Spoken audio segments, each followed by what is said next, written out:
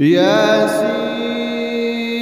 والقرآن الحكيم إنك لمن المرسلين على صراط مستقيم تنزيل العزيز الرحيم لتنذر قوما ما أنذر آباؤهم فهم غافلون لقد حق القول على أكثرهم فهم لا يؤمنون إنا جعلنا في أعناقهم أغلالا فهي إلى الأذقان فهم مقمحون وجعلنا من بين أيديهم سدا ومن خلفهم سدا فأغشيناهم فهم لا يبصرون وسواء عليهم أأنذرتهم أم لم تنذرهم لا يؤمنون إنما تنذر من اتبع الذكر وخشي الرحمن بالغيب فبشروا بمغفرة وأجر كريم إنا نحن نحيي الموتى ونكتب ما قدموا وآثارهم وكل شيء أحصيناه في إمام مبين واضرب لهم مثلا أصحاب القرية إذ جاءها المرسلون إذ أرسلنا إليهم اثنين فكذبوهما فعززنا بثالث فقالوا إنا إليكم مرسلون قالوا ما أنتم إلا بشر مثلنا وما أنزل الرحمن من شيء إن أنتم إلا تكذبون قالوا ربنا يعلم إنا إليكم لمرسلون وما علينا إلا البلاغ المبين قالوا إنا تطيرنا بكم لئن لم تنتهوا لنرجمنكم وليمسنكم منا عذاب أليم قالوا طائركم معكم أئن ذكرتم بل أنتم قوم مسرفون وجاء من أقصى المدينة رجل يسعى قال يا قوم اتبعوا المرسلين اتبعوا من لا يسألكم أجرا وهم مهتدون وما لي لا أعبد الذي فطرني وإليه ترجعون أأتخذ من دونه آلهة إن يردني الرحمن بضر لا تغن عني شفاعتهم شيئا ولا ينقذون إني إذا لفي ضلال مبين إني آمنت بربكم فاسمعون قيل ادخل الجنة قال يا ليت قومي يعلمون بما غفر لي ربي وجعلني من المكرمين وما أنزلنا على قومه من بعده من جند من السماء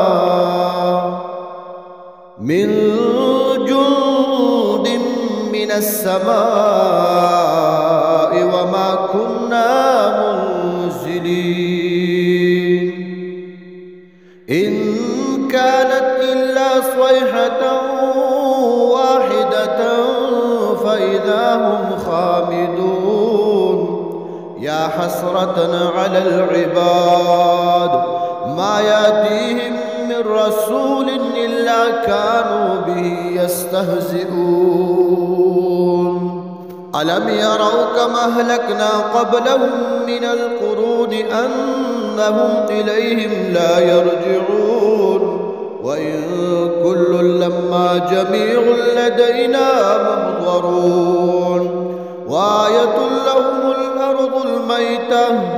أحييناها وأخرجنا منها حبا فمنه يأكلون وجعلنا فيها جنات من نخيل وأعناب وفجرنا فيها من العيون ليأكلوا من ثمره وما عملته أيديهم أفلا يشكرون سبحان الذي خلق الأزواج كلها مما تنبت الأرض ومن أنفسهم ومما لا يعلمون وآية لهم الليل نسلخ منه النهار فإذا هم مظلمون والشمس تجري لمستقر لها ذلك تقدير العزيز العليم والقمر قدرناه منازل حتى عاد كالعرجون القديم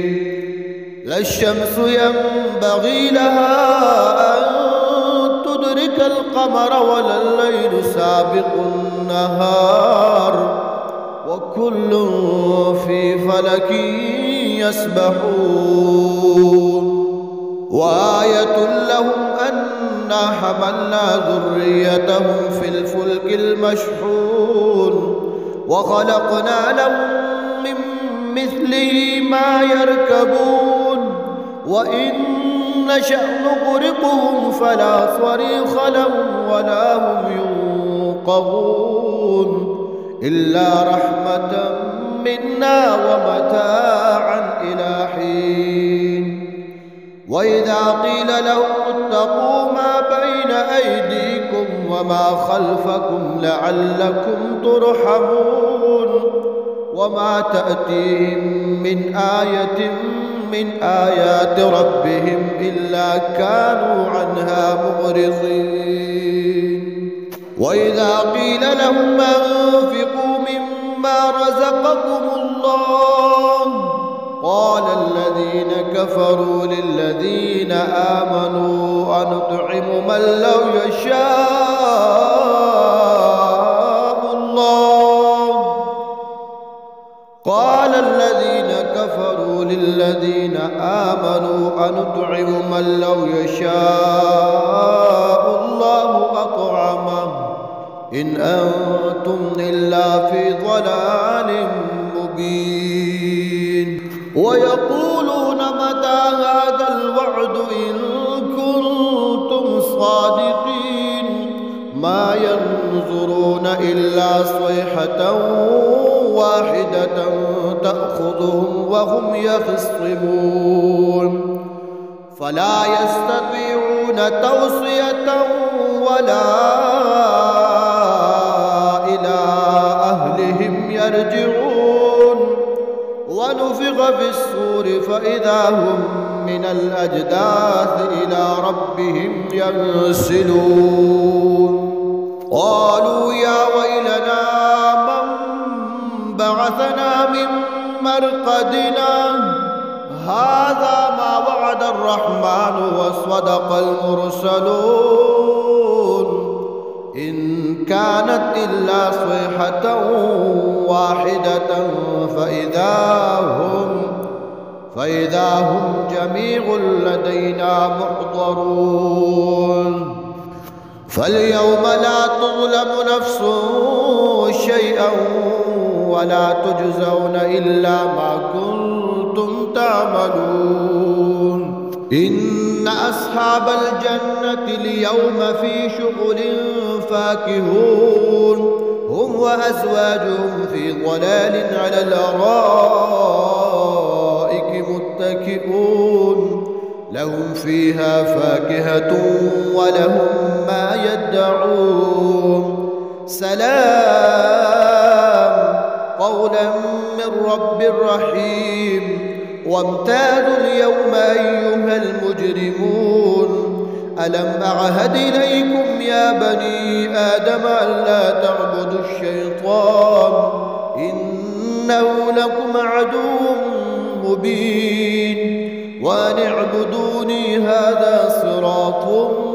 مستقيم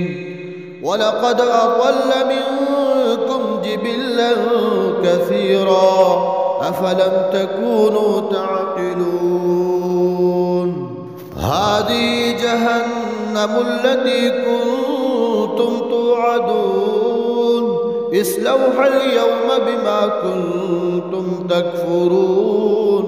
اليوم نختم على أفواههم وتكلمنا أيديهم وتشهد أرجلهم بما كانوا يكسبون ولو نشاء لطمسنا على أعينهم فاستبقوا الصراط فأنى يبصرون ولو نشاء لمسخناهم على مكانتهم فما استطاعوا مضيا ولا يرجعون ومن نعمره ننكثه في الخلق أفلا يعقلون وما علمناه الشعر وما ينبغي له إن هو إلا ذكر وقرآن مبين لينذر من كان حيا ويحق القول على الكافرين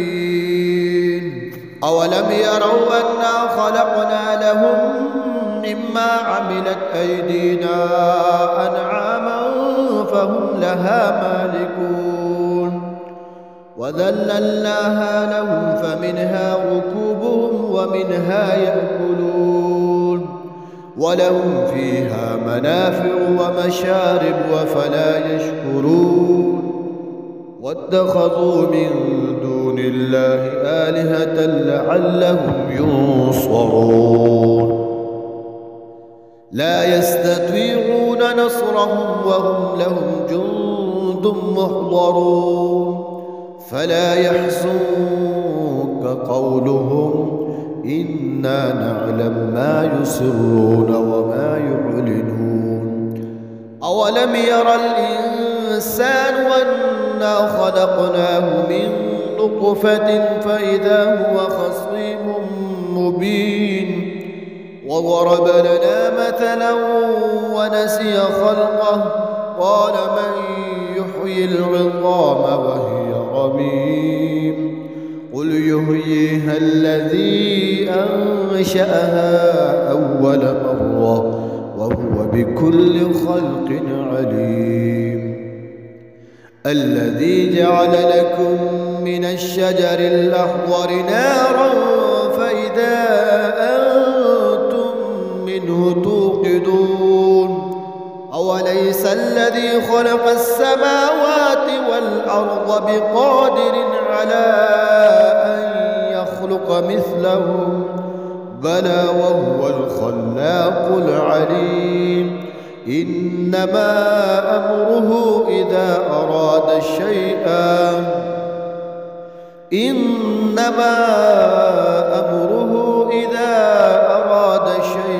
أن يقول له كن فيكون فسبحان الذي بيده ملكوت كل شيء وإليه ترجعون الرحمن علم القرآن خلق الإنسان علمه البيان الشمس والقمر بحسبان والنجم والشجر يسجدان والسماء رفعها ووضع الميزان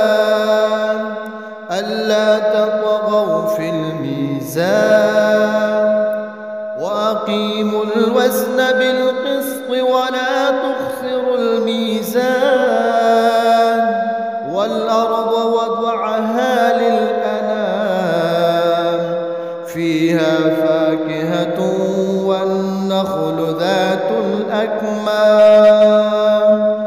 والحب ذو العصف والريحان فبأي آلاء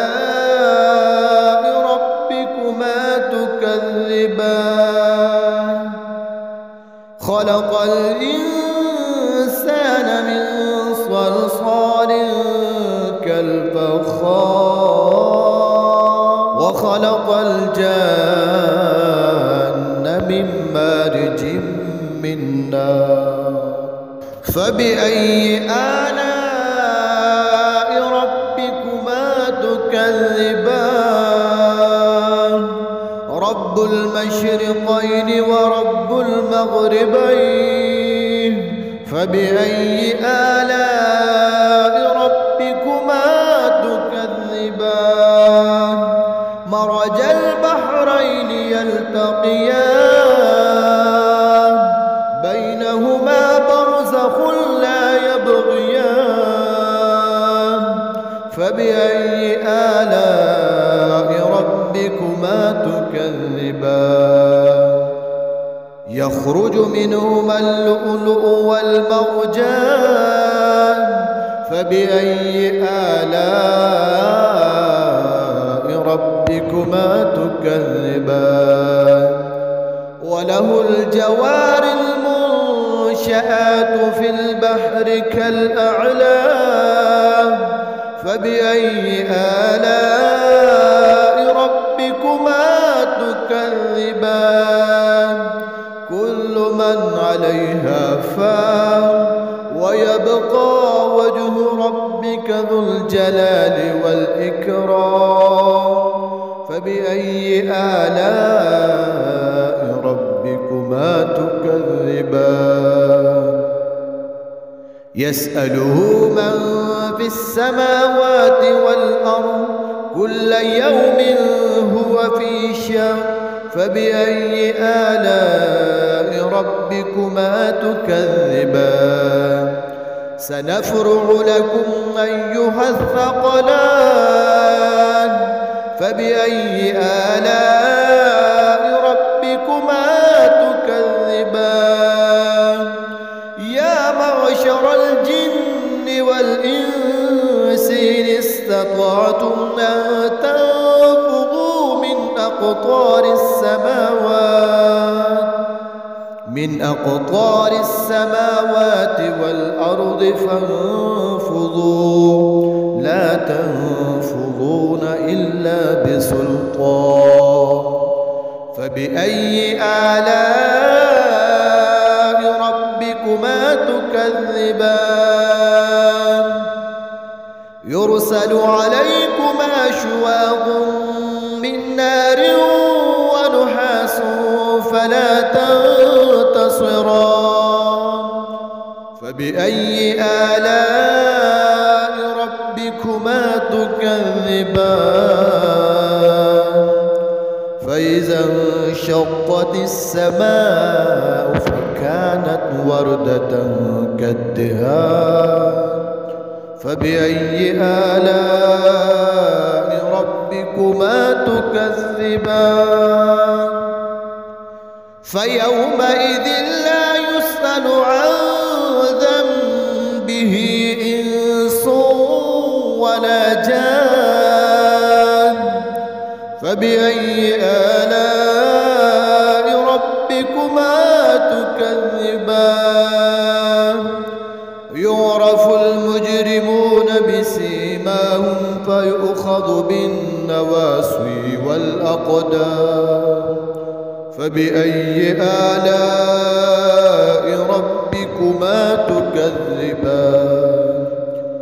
هذه جهنم التي يكذب بها المجرمون يطوفون بينها وبين حميم آن فبأي آلاء ربكما تكذبان تكذبان ولمن خاف مقام ربه جنتان فبأي آلاء ربكما تكذبان ذواتا أفنان فبأي آلاء ربكما تكذبان فيهما عينان تجريان فبأي آلاء ربكما تكذبان فيهما من كل فاكهة زوجان فبأي آلاء ربكما تكذبان متكئين على فرش بطائنها من استبرق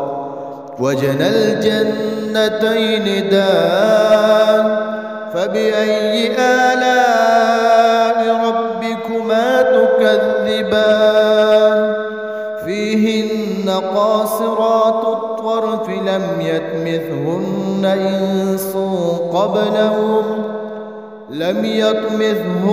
إنس قبلهم ولا جان فبأي آلاء ربكما تكذبان كأنهن الياقوت والمرجان فبأي آلاء ربكما تكذبان هل جزاء الإحسان إلا الإحسان فبأي آلاء ربكما تكذبان ومن دونهما جنتان فبأي آلاء ربكما تكذبان